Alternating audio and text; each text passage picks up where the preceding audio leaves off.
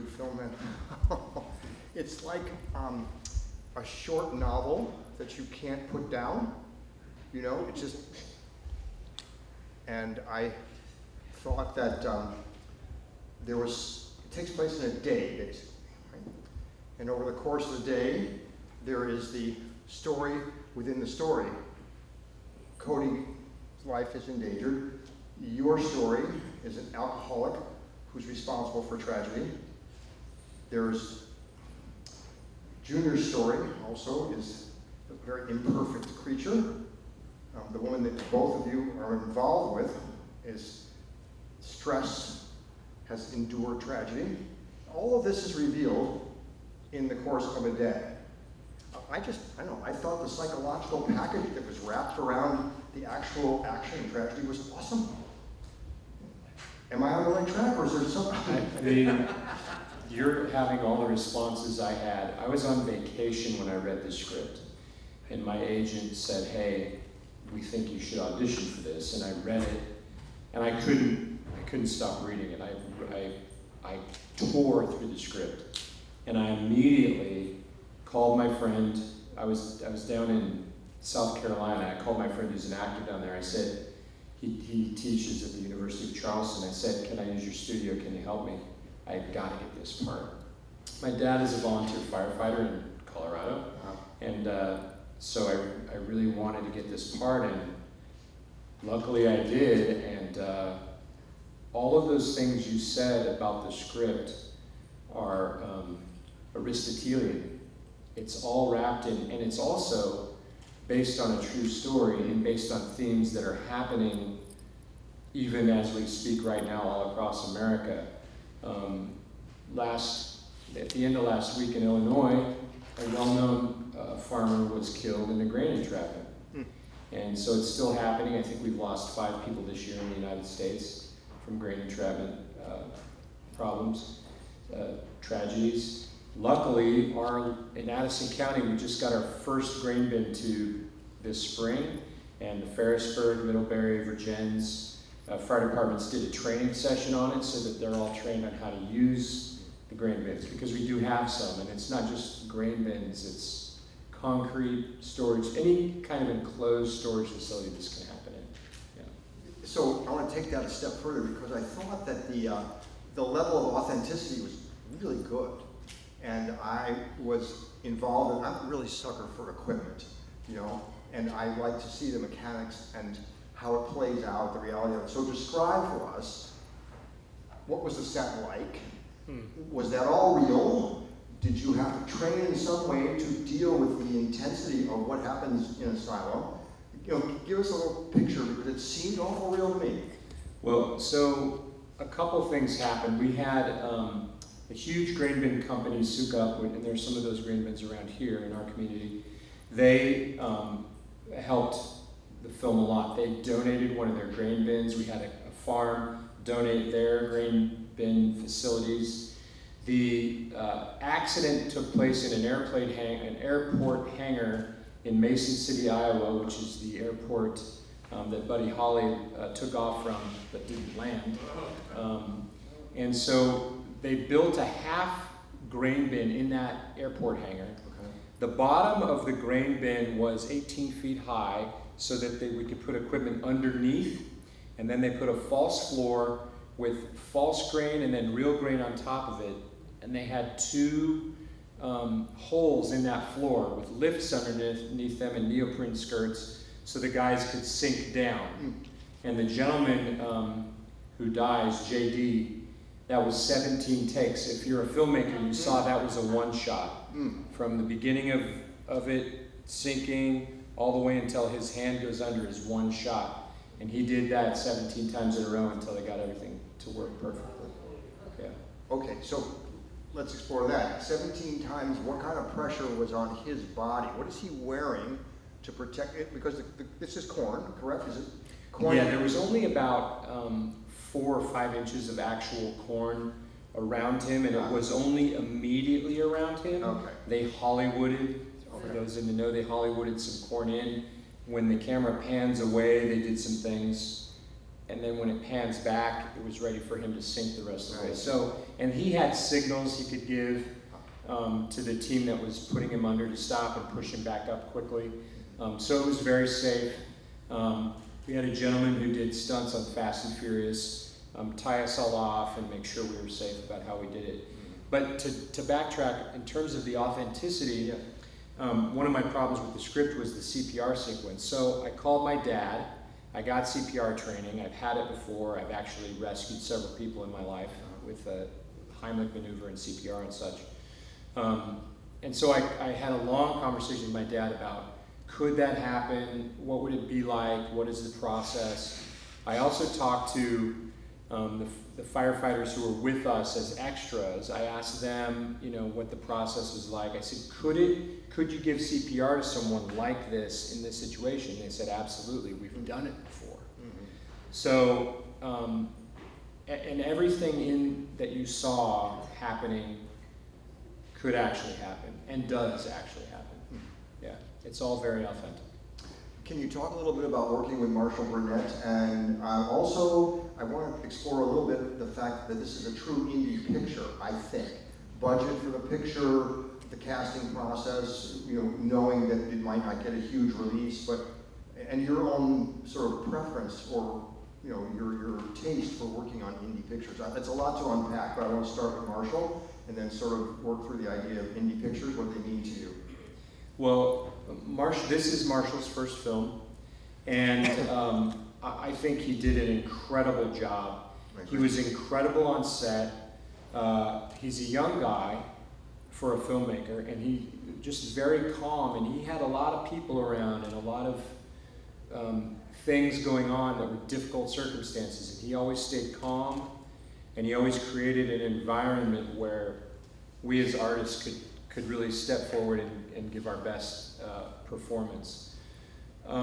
Yes, I prefer indie films because you can have a bigger influence on how the scenes are shot, what you want to give to the performance. You can also just personally have a big effect on the crew.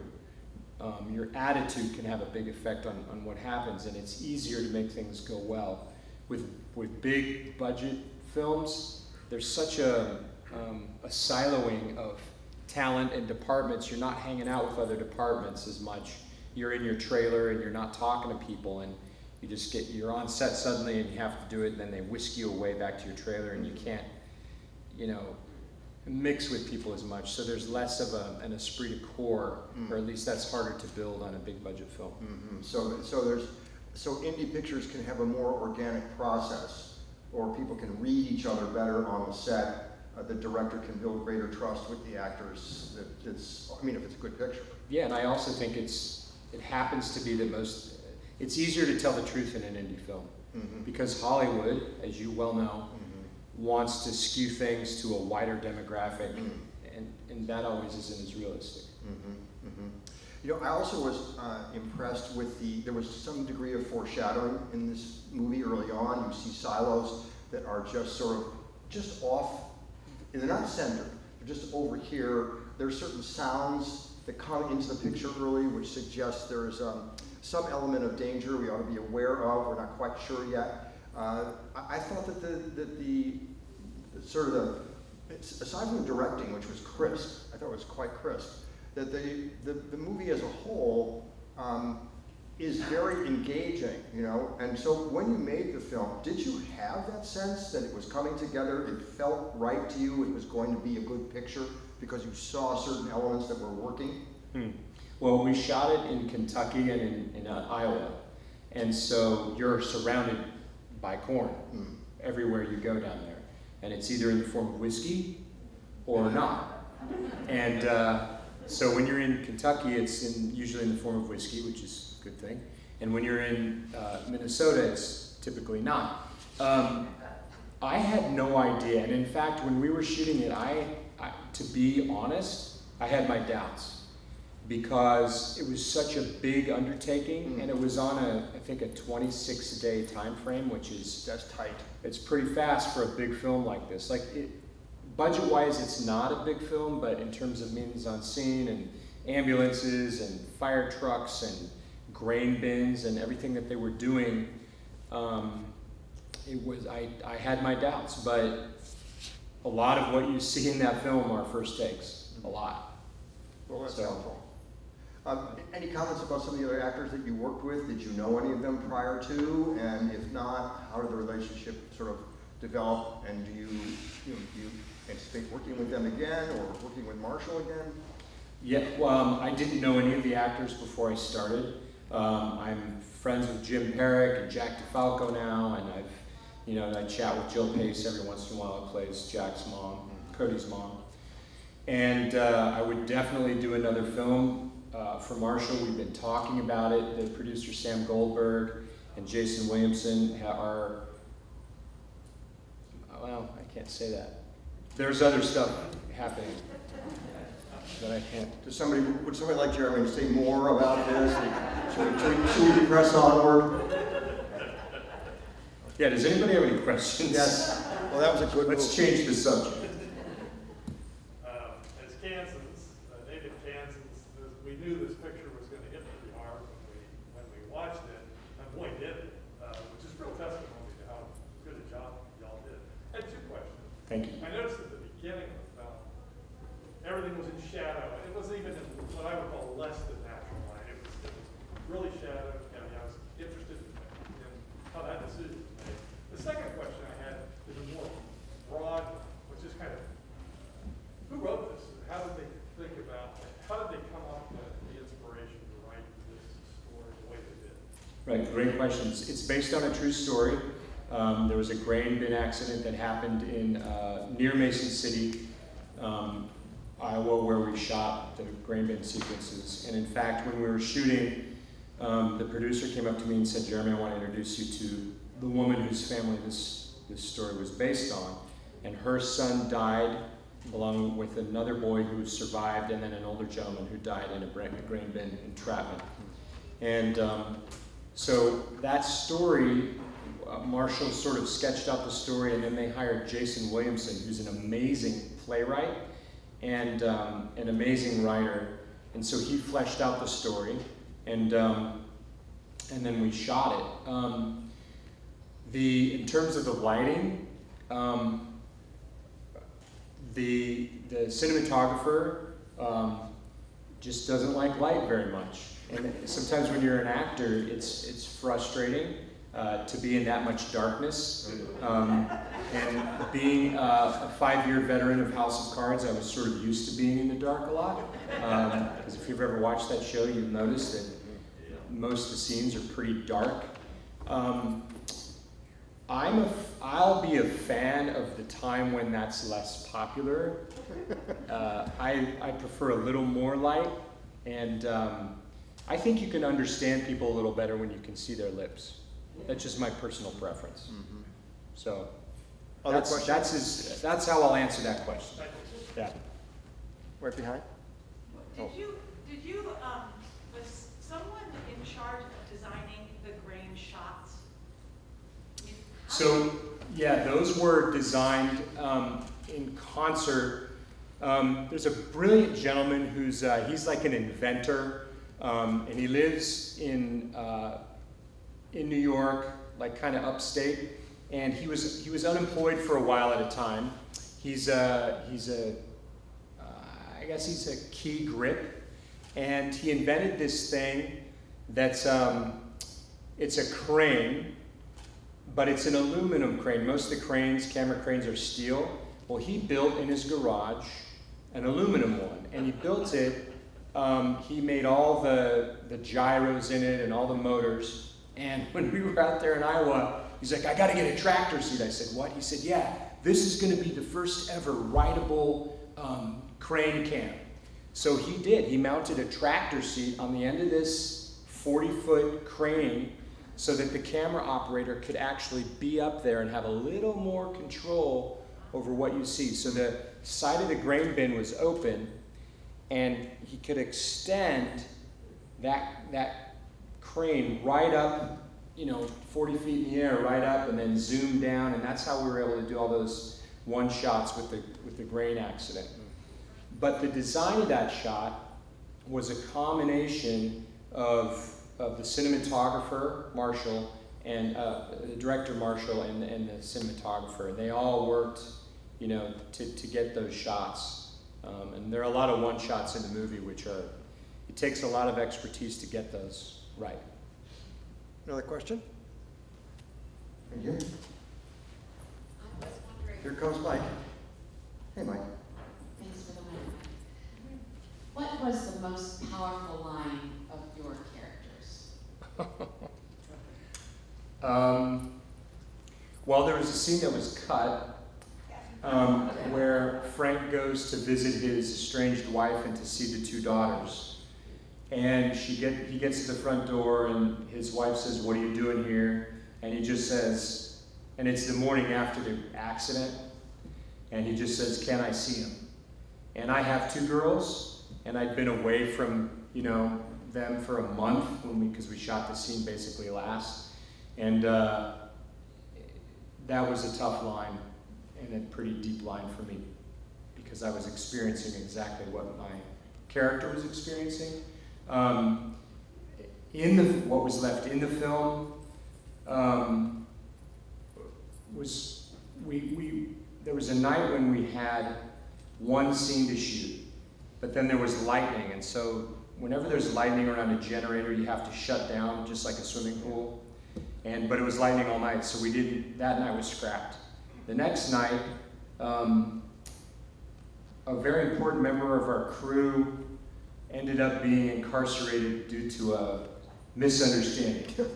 And because this happened, we could not get to our costumes. So the first 6 hours of that night were lost. So then on the third night, we had to shoot all the work from the previous 2 nights and that night. So all the arguments you see, all the ambulance stuff, we shot all of that material In one night. in one night. Woo! So getting all that to happen, we had to change. We had to turn it into a handheld one shot instead of, you know, they were going to do tracking shots above and above, you know, overs and everything.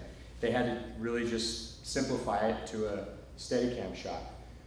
So that speech to the other firefighter was pretty impactful for me. We have maybe time for one more question for Jeremy. Who's got a hand up? Anybody got it? Here we go. I have not gone to technical questions, but that's about to come. But the first thing I'd like to say is this was a terrific surprise. I Thank thought your character acting was outstanding. Thank you. It was very convincing, and this whole film was engrossing. Technically, toward the end of the film, when all of the emergency people, including you, are digging in the grain, what was confusing to me is all that time, he kept sinking when the grain moved. Why were you not all sinking? So there are these pallets that you can put on top of the grain to keep you from sinking. They're like plastic mats, and they're made by Turtle Plastics, a great company that helped fund the film, and they provided a lot of the equipment.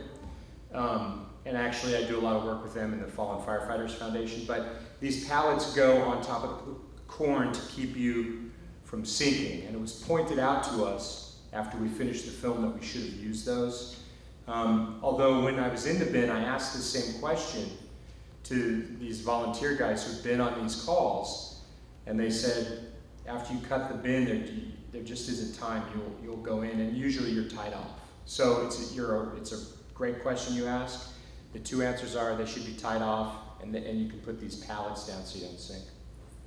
Yep. Okay. So yes, we'll do one more. Right down here. I think maybe a quarter of the way through, there was a pussycat that wandered down the center of the dump. I want to know if the pussycat was planned, and if she was, or he, did he get film credit at the end? That cat is owned by Affinity Farms. It was not planned. That farm has a lot of cats on it, and that was just one of those happy accidents. And Danny Ramirez, who plays Lucha, did a great job of using it in the scene. So the cat is not actors equity. He's not in SAG-AFTRA, no. He may have starred in That Darn Cat in another life. Right here. Is it possible to get another green, what was the escape hatch called? Another grain tube? Is it that they are awfully expensive and that's why the 4 companies have to share one? Well, yeah, we're trying to get more. They're about $4,000 a piece, but the really expensive part is the training. And once we have one department trained or 3 departments trained, then getting more grain tubes is a great thing to do. And I'm sure that folks around here are working on that. I hope they are. I hope so too. I was hoping to be able to support that. Well, let's chat after the film because maybe we can work on that. All right. Yeah. Would you spend a minute with the audience talking about what's coming next for you? Also, maybe just a couple of thoughts on television versus film. Is there really any difference at all? But sort of segueing off of that. Yeah, so next up for me is a film called Unconformity. You'll be in Unconformity. It will have an opening before too long. Yeah, in a festival, right. And then I have another film called Among the Beasts, which will be probably coming out this winter, which is a kind of a thriller film. And then I'll be shooting a film in October called It Came From Within, which is another thriller. And we're working on some scripts, and I'm trying to get a film shot here in Vermont. Oh, good. So we're working on that. In terms of film versus TV, the quality, because of the digital age, and because cameras are so great now, and lighting instruments are so much smaller, and they take, with LED technology, they take so much less power and less size and less weight. It's much easier to shoot anything. And I think the imaginative and creative power of American artists is so focused on TV right now and streamers that it's a really exciting place to be. So I love it. Okay. Okay, folks, we have a working actor, Addison County resident, all-around good guy, Jeremy Holm. Thank you. Thank you very much. Enjoy the festival.